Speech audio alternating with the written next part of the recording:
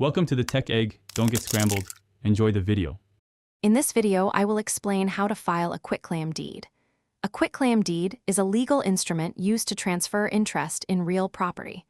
Unlike other deeds, it offers no warranties regarding the title's validity or the grantor's ownership.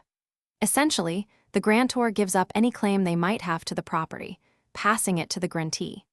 This type of deed is often utilized in specific situations, such as transfers between family members or to clear up minor title issues, rather than in standard property sales.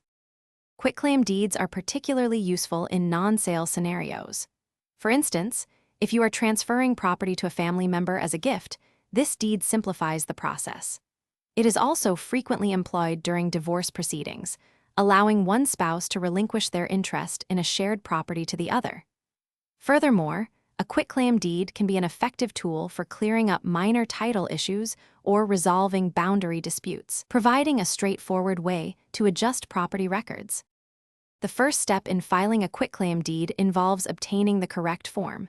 You can usually find this at your county recorder's office or sometimes online through official government websites.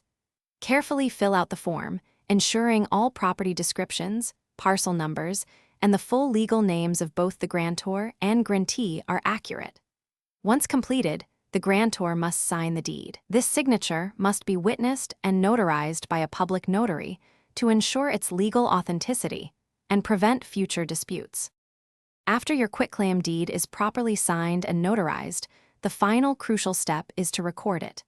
Take the original, notarized deed to the county recorder's office in the county where the property is located. You will need to pay a recording fee, which can vary but often falls between $20 and $50. Recording the deed is essential because it creates a public record of the transfer, providing official notice of the change in ownership and protecting the grantee's interest in the property. Thanks for watching. Consider subscribing if I helped unscramble your problems.